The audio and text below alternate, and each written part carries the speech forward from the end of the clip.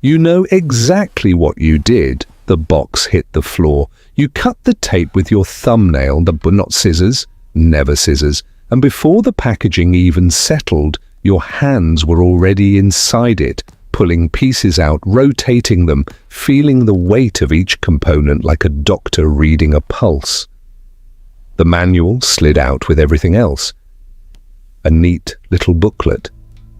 47 pages, 12 languages. You put it to the side, not in the trash. You're not careless, just to the side.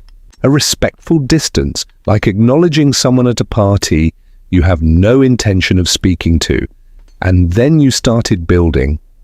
Let's be honest about what's really happening here, because the reason you tell yourself, and the reason you tell anyone who asked, is that it's faster. I can figure it out. Those manuals are written by engineers who've never actually touched the thing. Half the diagrams are wrong anyway. Those are not reasons. Those are alibis. You've been rehearsing those lines for 20 years, and they're good lines, solid, difficult to argue with, but they're not the truth. And somewhere underneath all that competence and calloused certainty, you already know that.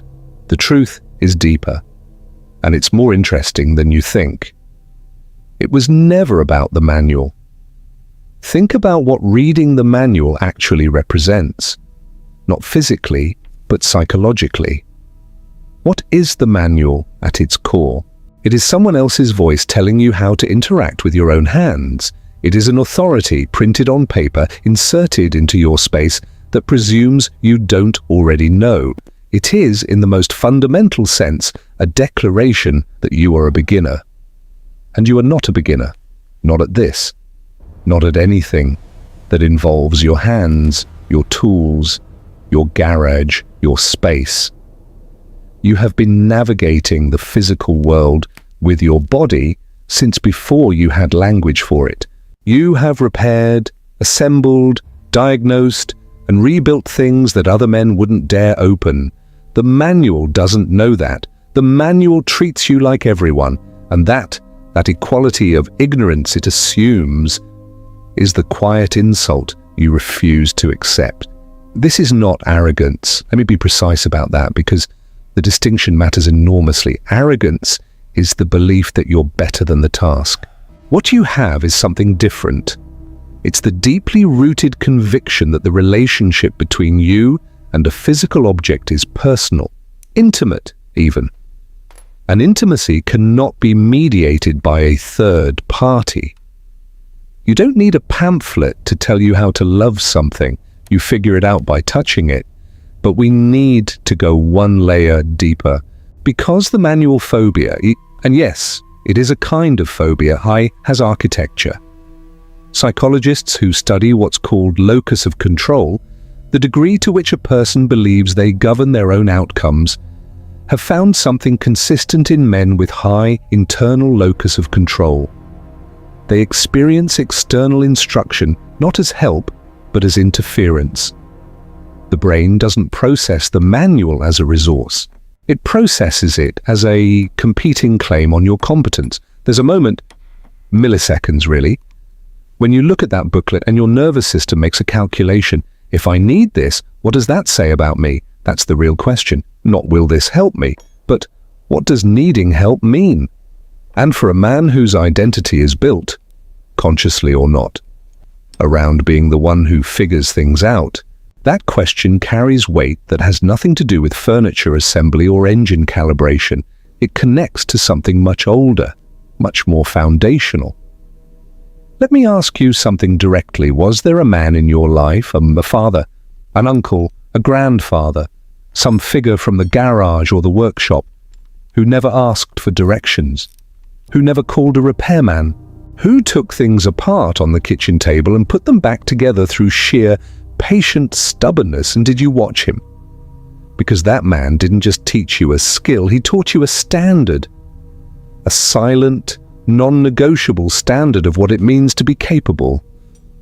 He probably never said it out loud. He didn't have to.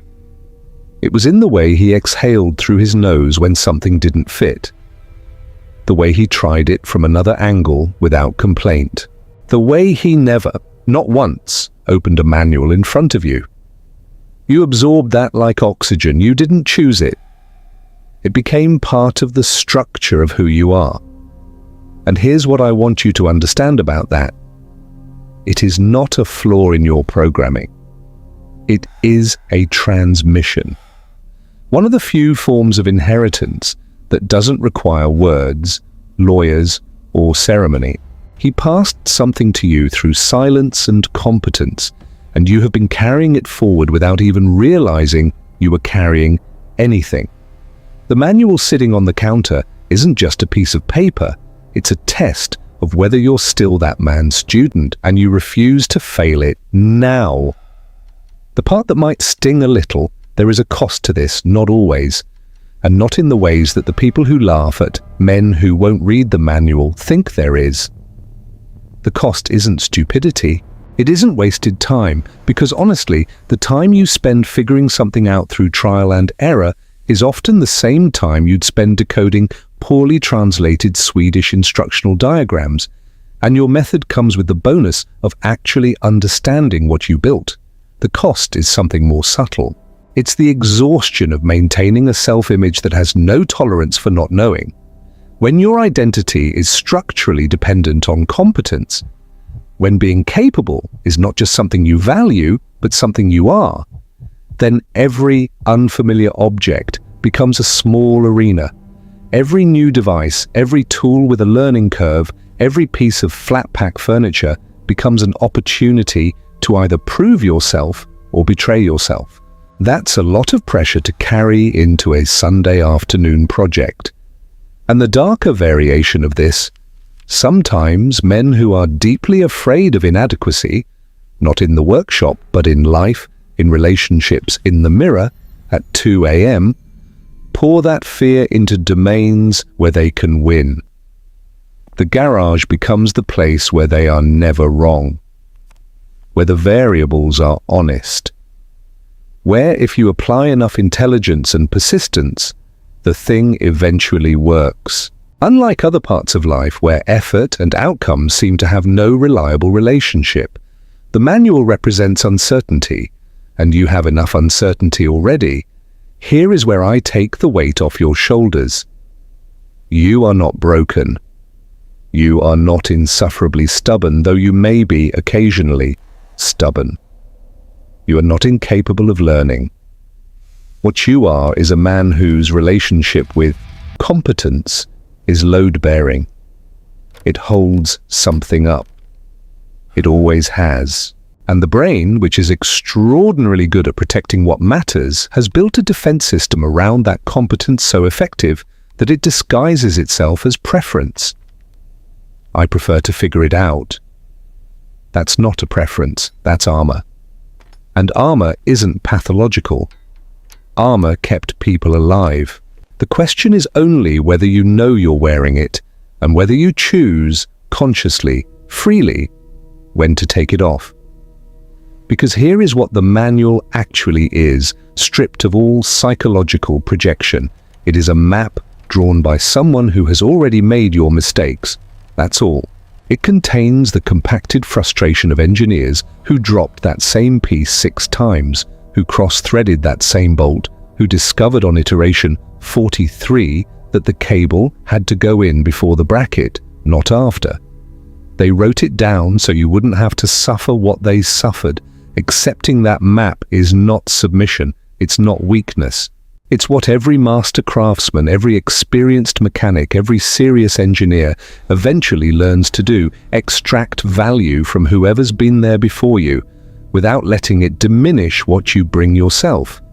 Reading the manual, when you choose to, is not proof that you're a beginner. It's proof that you're good enough to not let your ego cost you an afternoon.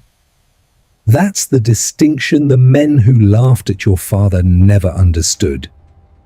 The strongest version of this, the mature version, the one that doesn't need to prove anything anymore, is the man who can put the manual down and pick it up. Who does the thing his way until his way stops working, and then consults the document without ceremony, without self-judgment, without the dramatic weight of failure. Because he knows the truth that took years to learn. The object doesn't care about your ego. Physics doesn't negotiate. The bolt either turns or it doesn't. And the man who can hold his competence lightly, who built enough of it over enough years that he no longer needs every project to confirm it, that man is not less capable than his father.